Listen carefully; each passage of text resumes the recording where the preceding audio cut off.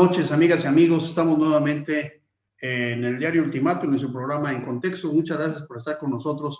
De verdad agradecemos que nos tengan esta deferencia porque a nosotros nos interesa que sigamos teniendo esta comunicación con la sociedad, la comunicación que pone justamente en contexto la realidad que estamos viviendo, que no es una realidad sencilla, nunca lo ha sido, pero que hoy son tiempos aciagos que amerita la participación de todos. Muy buenas noches, Mariaqueta Morelo, ¿cómo estás?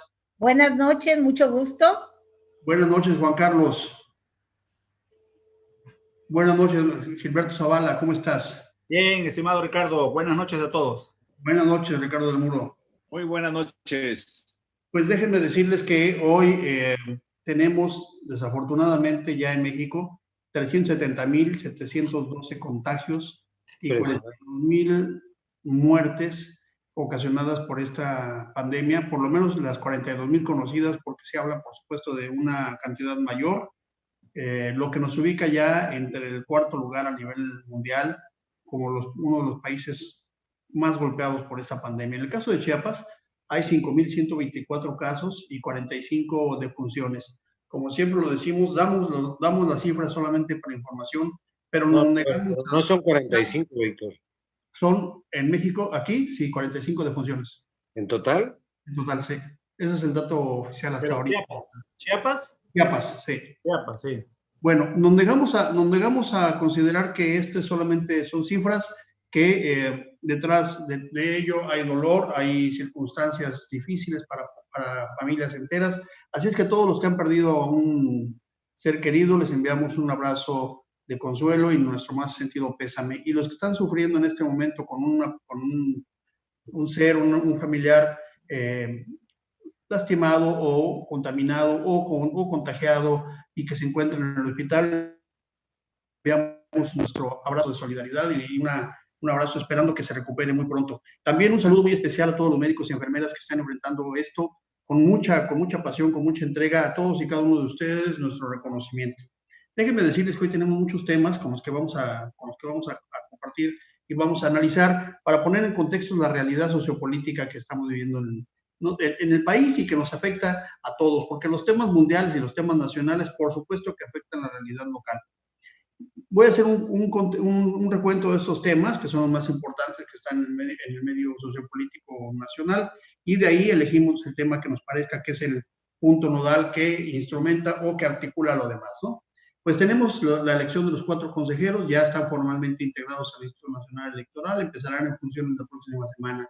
Tenemos el caso de Lozoya, que sigue dando de qué hablar, sigue en el hospital, sigue enfermo o sigue cuidado. No le encuentran el hilo a la madeja para el caso de Lozoya, aunque se habla que ya ha dicho o que ya ha hecho alguna primera declaración. El caso local del niño extraviado Dylan, que está siendo justamente el hilo de la madeja de uno de los temas más importantes que siempre han existido en Chiapas o desde hace mucho tiempo, que es la explotación de los menores. Tenemos también una noticia interesante, la iniciativa del presidente de la República para la modificación de la ley de pensiones, que ahorita vamos a platicar, si ustedes lo consideran adecuado. El tema del día es la renuncia de Javier Jiménez Espriu. Ahorita podemos entrar a detalle de ese tema. Otro tema importante es el despido que hace el presidente de la República a la afirmación que había hecho hace unos días el secretario de Hacienda sobre el uso del cubrebocas y que ese desmentido que lo hace públicamente lo deja, pues nuevamente, digamos que desautorizado para ser uno de los personajes más importantes de la política y de la economía nacional y, por supuesto, fuera de toda lógica, sin apoyo presidencial del secretario de Hacienda.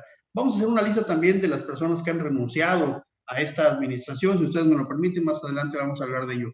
Pero de estos temas o de algún otro que propongan, ¿cuál les parece que puede ser el tema articulador? Ayer empezó Mariaqueta, vamos a ver, Juan Carlos, ¿por qué no empiezas tú? Sí, gracias. Mira, yo creo que el último que trataste es muy importante por sus implicaciones, ¿no? No solamente es cómo se está deshojando ahí la margarita del gabinete, la renuncia de Jiménez Espriu, que al parecer, pues el presidente pensó que podría reconsiderar o no lo había atendido, pero hoy dio a conocer que se debe a un diferendo de opinión y ya vi el texto de la renuncia de Espriu que circuló en redes sociales donde le dice que no está de acuerdo con desplazar a la SCT de los puertos, de los mandos civiles normales en los puertos y en las aduanas, ¿no? Evidentemente hay un caso grave de corrupción ahí de muchos años. Le costó, y a mí me apena mucho decirlo porque lo conocí, era amigo de mi familia, la vida a una persona, a un chiapaneco, gente honorable que seguramente quiso hacer las cosas bien y tuvo que pagar el precio de ser pues, desaparecido, literalmente. Nunca partió, ¿verdad?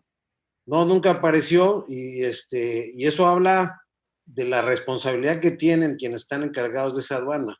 ¿Por qué? Porque se mueven millones de toneladas de mercancías y en estos contenedores que traen barcos de todo el mundo, pues si hay complicidad de las autoridades se puede traer cualquier tipo de contrabando, cualquier tipo de situación, desde migrantes hasta drogas, armas, todo es posible si hay anuencia de las autoridades locales. El presidente recurre al ejército y mañana voy a publicar un texto, por cierto, al respecto, porque lo que a mí me preocupa es que efectivamente el ejército es una institución muy confiable para los mexicanos, pero el presidente la está utilizando para todo.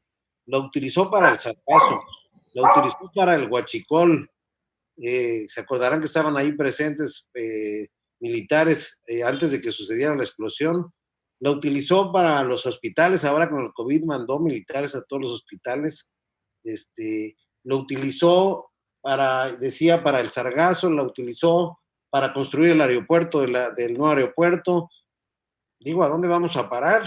O sea, prácticamente, y perdón la referencia, es chocante, yo sé que no les agrada, a mí tampoco, pero en Venezuela y Cuba, pues prácticamente hay empresas paraestatales manejadas por militares a los que se les ha ido cediendo el poder económico y el control de la industria turística, alimentaria, y por cierto, son los grandes tenedores de pisos en la zona más lujosa de Madrid, en el caso de Venezuela.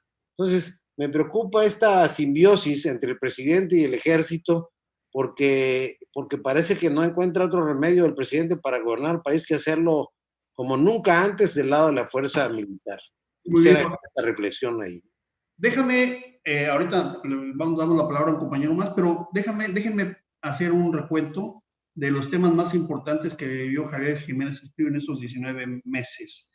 Antes, Jiménez Espriu es un ingeniero destacado, fue director de la Facultad de Ingeniería de la UNAM, trabajó en Pemex, fue uno de los ingenieros que impulsó el Morelos 2, el satélite más importante de las telecomunicaciones de México, y tiene cierto prestigio, por supuesto, pero en el gobierno de Andrés Manuel López Obrador se vio involucrado, participante en los siguientes 4 temas que voy a mencionar.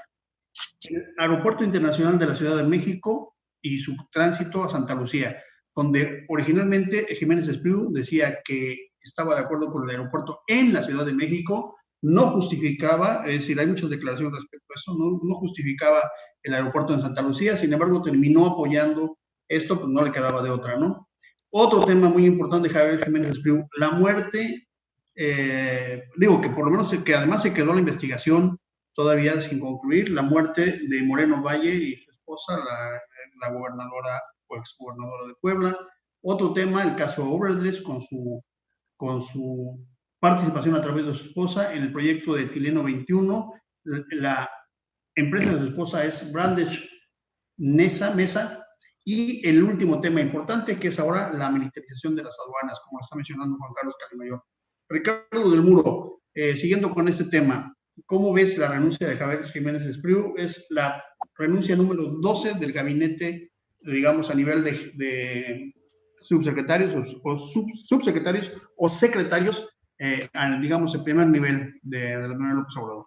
La renuncia número 12. Bueno, yo lo plantearía en una pregunta muy clara. O sea, estoy de acuerdo con Juan Carlos que es lamentable que se utilice el ejército para todo, pero yo preguntaría, ¿y si no es el ejército, quién? Así de sencillo, o sea, combatir la corrupción a los niveles que hay y con el poder del crimen organizado, pues yo no creo que exista un civil que pueda enfrentarlo. La gran pregunta es, ok, estoy de acuerdo, no es lo correcto, pero entonces, ¿cuál es la opción? Muy bien. Maestro Gilberto Zavala, con estos son 12 renuncias en el gobierno federal. Voy a mencionarlas muy rápidamente. Ana Cristina Laurel, subsecretaria de Salud. Mara Gómez, de la Comisión de Atención a Víctimas. Candelaria Ochoa, de la CONAVIN, que es de la violencia contra las mujeres. Mónica Macice, de CONAPRED. Carlos Ursúa, exsecretario de Hacienda. Josefa González Blanco, exsecretaria de Semarnat. Germán Martínez, exdirector general del IMSS. Donatiu Guillén, exdirector general del Instituto Nacional de Migración. Clara Torres, de Estancias Infantiles. Patricia Bugarín, subsecretaria de Seguridad y Protección. Y Simón Leve, subsecretario de Turismo. Todas estas renuncias están precedidas por un escándalo, ya sea en su propia renuncia o por algo que se destapa posteriormente a ella. Es decir, no son renuncias así nada más como cambios administrativos. Cada uno de estos merecería una atención, merecería un análisis. Hay escándalos, hay conflictos en cada uno de ellos. ¿Qué opinión te merece, maestro Gilberto Zavala? Mira, yo creo que habría que distinguir entre lo que significa ser un dirigente y ser un líder. A mí me parece que son estilos y son formas distintas, en tanto que el líder, por su liderazgo, por su visión, mantiene, por supuesto, a un equipo de convencidos en una estrategia integral, colectiva, amplia, que va a permitir un cambio, y que eso es justamente lo que está planteado, así lo quiero ver, en esta 4T o cuarta transformación. Pero por otro lado, el dirigente mantiene seguidores y mantiene controles y mecanismos que le permiten no apartarse de la voz, de la palabra o de la guía de quien está al frente. Yo digo que lo que ha sucedido es que todo aquel que estuvo convencido, estos 12 o menos de eso, yo me quedaría con 3 o 4, que son, digamos, mayormente pensantes, que proponen, creo que se atrevieron a pensar distinto y se atrevieron a decir cosas, y que me parece que en un gesto de dignidad y de respeto a sí mismo, tomaron una decisión de renunciar en una visión y en una perspectiva en la que no están de acuerdo. Ahora, el secretario de Hacienda apenas ayer antier hizo alusión al uso de cubrebocas ante un tema que tiene que ver con la economía, para generar confianza en la economía, y fue reprendido y regañado en la mañanera por el presidente. Es decir, se atrevió a pensar distinto y luego entonces es detenido y lo decían ahorita, desautoriza cualquier gesto de autoridad que deba de tener un funcionario de primer nivel, como es el caso de esto. Por lo tanto, con esa diferenciación, yo diría, habría que ir revisando de qué se trata este gobierno. Muy bien, maestro Gilberto Zavala. Pues es un tema de la administración pública que se está, digamos, transformando a una condición, digamos, muy personal, a un estilo muy personal de gobernar del presidente de la República. María Queta Burelo, quise dejar ese tema para ti al final, porque fíjate que haciendo un recuento de las 12 renuncias, 7 son mujeres. O sea, las mujeres particularmente están teniendo más una actitud de renuncia. Los otros 5 son hombres, más allá de qué puestos ser más importantes que otros, pero hay 7 mujeres que han renunciado en este gobierno en estos 19 meses. ¿Qué opinión te merece, María Queta? Sí, pues estábamos preocupadas las mujeres porque recientemente hubo 4 renuncias de mujeres como en 2 días, ¿no? Sí, y dijimos, ¿qué está pasando? Porque además el presidente ha hecho caso omiso a muchas denuncias en los temas de violencia de género. Y 2 de los casos eran precisamente, bueno, 3. El tema era el de víctimas, la CEAP, ¿no? Macice, que estaba en CONAPRED, y el de Candelaria Ochoa de CONAVIN. En los casos de Candelaria, yo supongo que hubo desacuerdos con Olga Cordero respecto al manejo del presupuesto al interior de CONAVIC. Ven que últimamente también siguen estos jaloneos que habían dejado sin presupuesto a cerca de 7 estados que tienen alerta de género.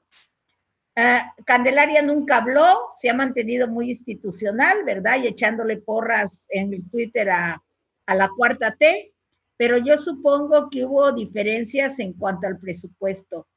En el área de la Comisión de Atención a Víctimas se había quedado sin un quinto. ¿Cómo iba a haber la reparación a víctimas? ¿Con qué presupuesto iba a trabajar? Había perdido su razón de ser, ¿no? Y en el caso de Mónica Macice, que traía una buena trayectoria de la Suprema Corte de Justicia, donde había estado encargada de la unidad de género y de otras instituciones, el problema de ella fue haber invitado a un influencer, como se les dice ahora, ¿verdad? A un youtuber que ya había tenido problemas con la familia presidencial. Yo pienso desde mi punto de vista que ella fue muy ingenua de no ver el contexto de invitar a una persona que había resultado molesta y que ya había tenido enfrentamientos anteriores con la familia presidencial y decidió invitarlo, ¿verdad? Creo que la hubieran dejado, tal vez hubiera servido para distender la situación, para ver que hay una libertad de expresión en México, pero sin embargo se le fueron... Sin embargo, no la etiqueta, porque ahí están justamente la represión. Secretario, como decía el maestro Gilberto Zavala, te quiero procesar una cosa que estequeta nada más para este tema. La primera que renuncia justamente en este gobierno es una mujer, Clara Torres, y fue por el escándalo de las estancias infantiles. Así es. En el caso de Clara Torres, ella no estuvo de acuerdo con la desaparición de las estancias infantiles, ¿verdad? Ella manifestó su desacuerdo y renunció por ello. Tal vez muchos de los desacuerdos no se han hecho públicos, pero las mujeres han manifestado no estar de acuerdo con una política que afecta a las mujeres. Entonces dicen, ¿para qué estamos, claro, ¿para qué estamos ahí, verdad? Si gustan, les damos una segunda vuelta a este mismo tema por la importancia que tiene. Les pediría comentarios muy cortos para que podamos entrar a otros temas. Maestro Juan Carlos Calemayor, ¿es un autoritarismo o es una coherencia de los que renuncian? Bueno, pues en mi opinión, parece ser que nadie se atreve. Bueno, yo conozco personas que han estado en reuniones con el presidente en petit comité, no puedo decir obviamente quiénes, pero me dicen que el presidente no oye ni escucha. Es decir, lo peor que, acuérdense de aquella vieja máxima que utilizaban con Julio César, ¿no? Recordarle que era mortal. El problema es cuando, y aquí pasa mucho en la política chiapaneca, yo lo he vivido y padecido en carne propia, cuando una pequeña burbuja, y en este caso ni eso, en el caso del presidente, controla al gobernante y no se atreve a contradecirlo, ni en público ni en privado. Y el diferendo del secretario de Comunicaciones, según su renuncia, pues fue discutido de manera privada, y pues el presidente dijo, es así, y te amuelas, ¿no? Entonces, es muy sintomático y sobre todo muy preocupante que sea con personalidades del primer nivel. En el caso del Seguro Social, Germán Martínez, pues está claro que no, parece que no hay diálogo entre los secretarios, parece que no hay diálogo entre el presidente y sus funcionarios, y eso yo por experiencia, porque lo he vivido, hace que el Poder Ejecutivo, llámese estatal o federal, ya me imagino un federal que tiene que atender tantos temas, pues no está al tanto de todo y no se reúne con su gabinete, ni les aseguro que hay personas, a mí me pasó, a mí en lo personal me pasó, yo pasé meses como secretario de Estado sin hablar con el gobernador en turno, con quien me tocó, porque yo lo informaba, pero su preponderancia eran los temas de seguridad, los temas de infraestructura, los temas de salud, los temas que estaban en la agenda mediática. Lo demás navega casi por separado, y me parece que lo mismo le está pasando al presidente, con una cuestión adicional. que no se atreven a contradecirlo. Y entonces, cuando se atreven a contradecirlo, ya es demasiado tarde. Y bueno, el secretario, lo acabas de mencionar ahora, el secretario de Hacienda ha tenido pues, serios reveses, ¿no?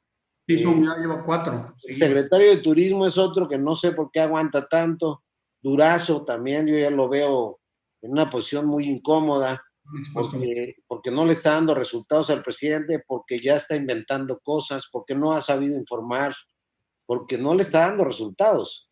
Entonces, una cosa es que un gobierno, y concluyo con esto, haga cambios que siempre son necesarios, porque sí se tiene que ir adecuando el equipo, y otra cosa es que los cambios sean producto de renuncias, de desprendimientos y de desacuerdos con el Ejecutivo.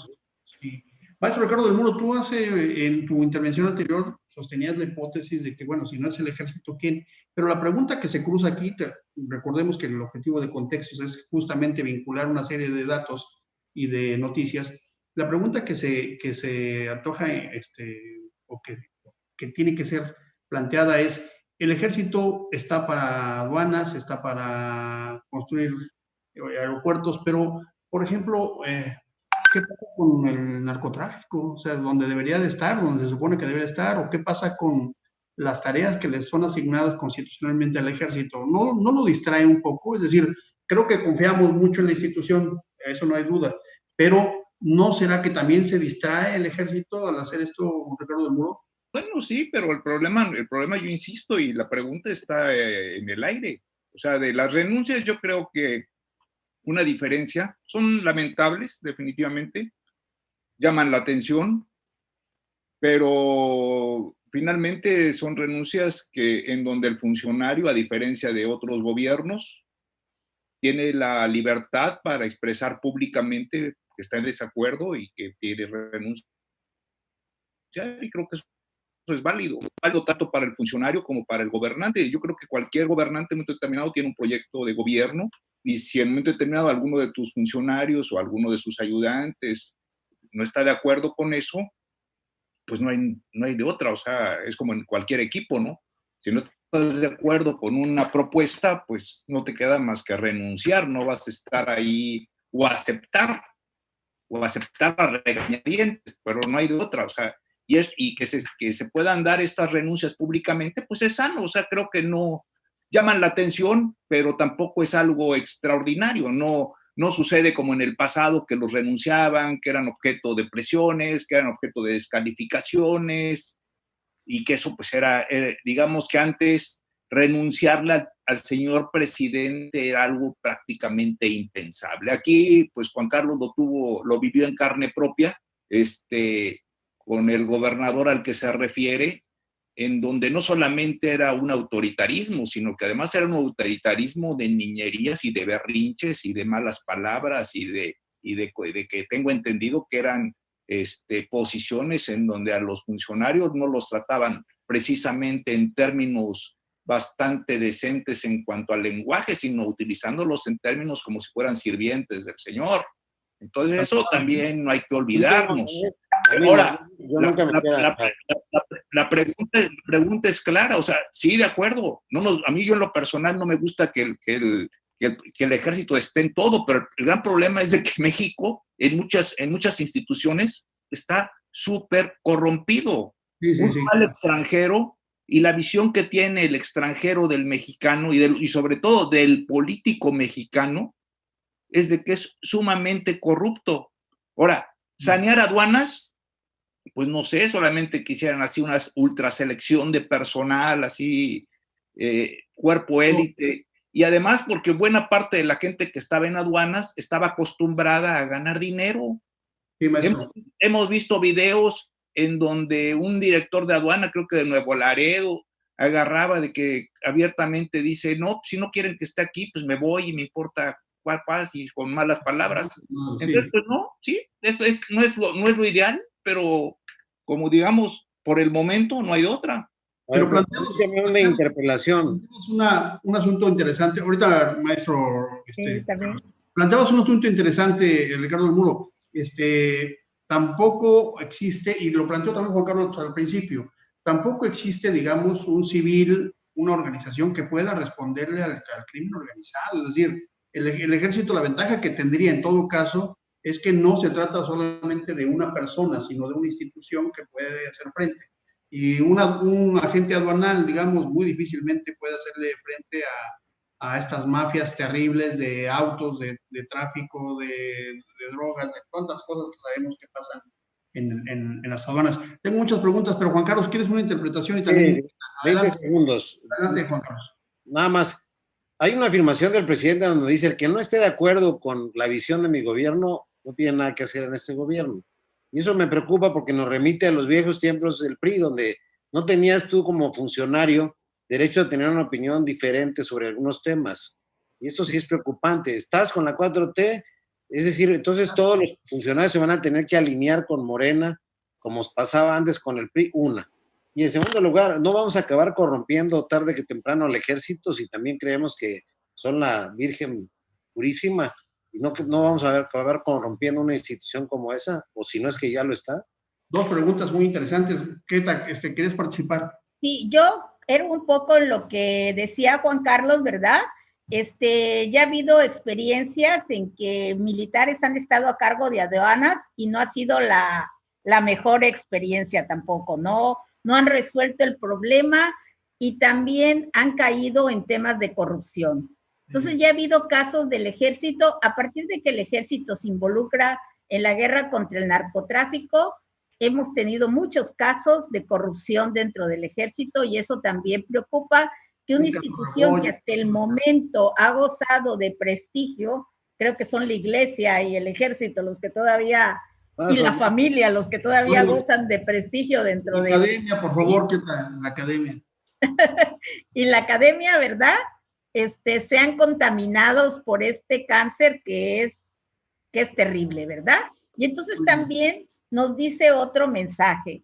Si tiene que recurrir al ejército para todo, entonces, ¿qué equipo tiene, no? Muy bien. ¿Dónde está su equipo de trabajo? Quiero plantearles justamente esa pregunta. A ver, maestro Jesús Zavala, no ha participado, pero se nos está acabando el tiempo. Es un tema interesantísimo.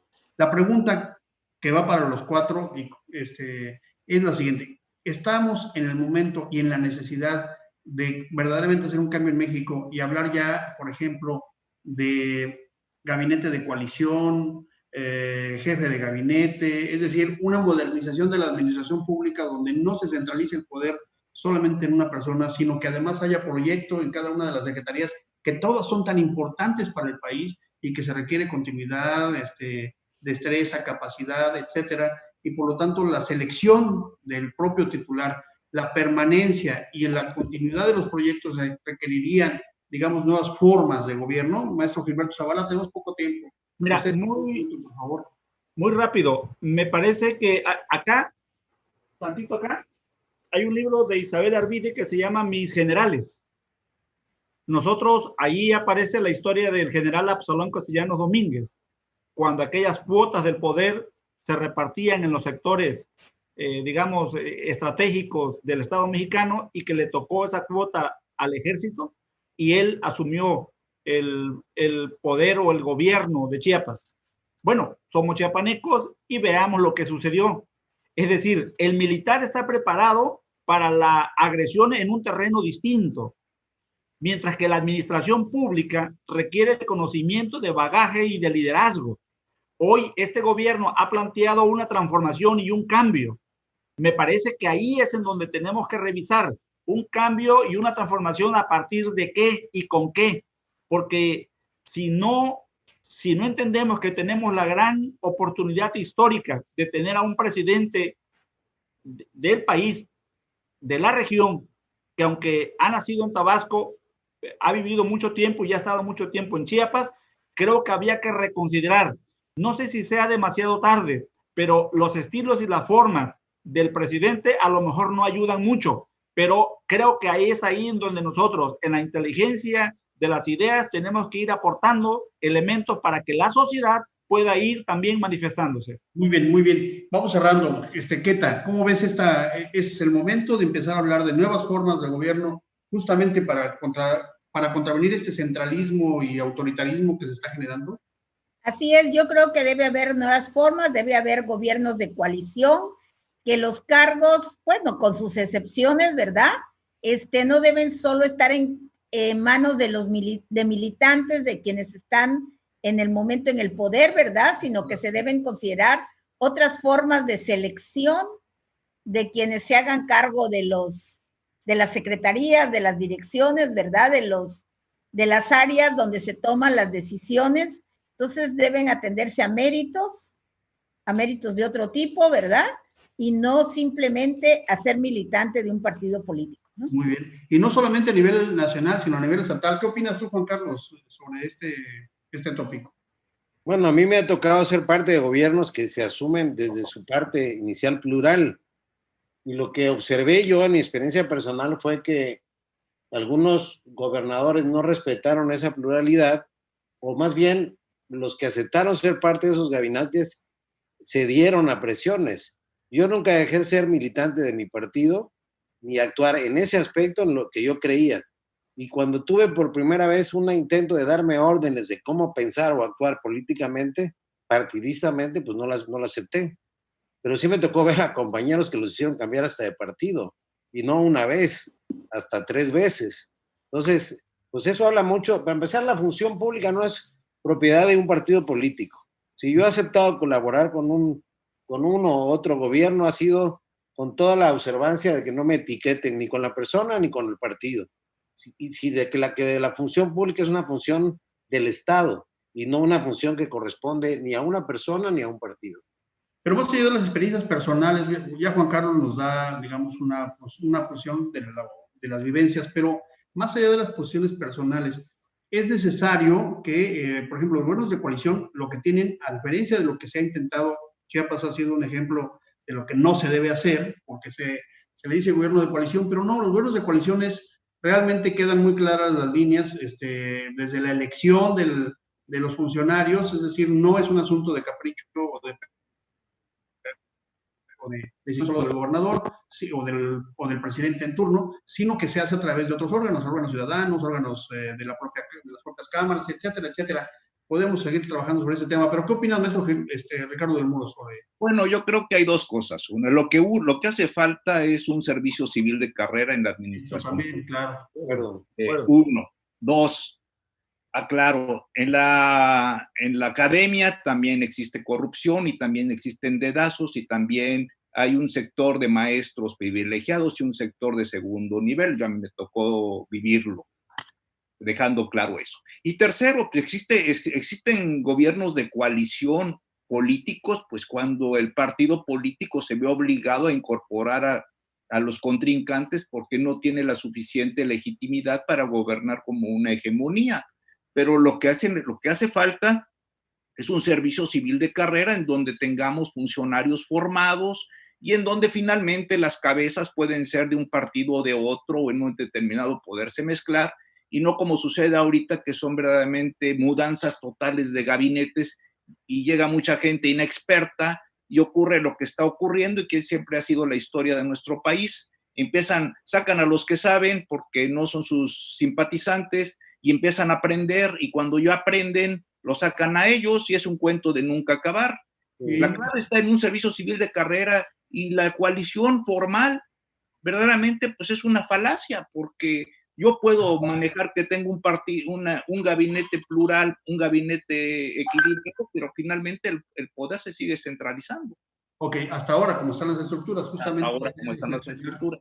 En alternativas. Bueno, pues está acabando el programa, tenemos muy poco tiempo, tenemos un poco menos de 1 minuto. Muy buenas noches a todos y gracias por su opinión. Maestro Zavala, muy buenas noches. Muy buenas noches, Pita. Muy buenas noches, Juan Carlos. Muy buenas noches, maestro Ricardo del Muro. Buenas noches. Muy buenas noches a todos los que nos siguieron. Voy a leer algunos en que nos dé tiempo. Yesenia Aspar, Cristian Carrasco, Lisette Escudero, Araceli Hernández, Marisol, la maestra Marisol, Miriam Escudero, Lili Calderón, Rubén del Cano Ávila hasta México, Lili Calderón, a todos ustedes que nos siguieron, muchísimas gracias. Les recomendamos mucho, cuídense, vamos a cuidarnos. Ayer lo decíamos y lo repetimos hoy, si nos cuidamos va a haber 20, es menos, según la investigación del propio Instituto de Salud de la Unión.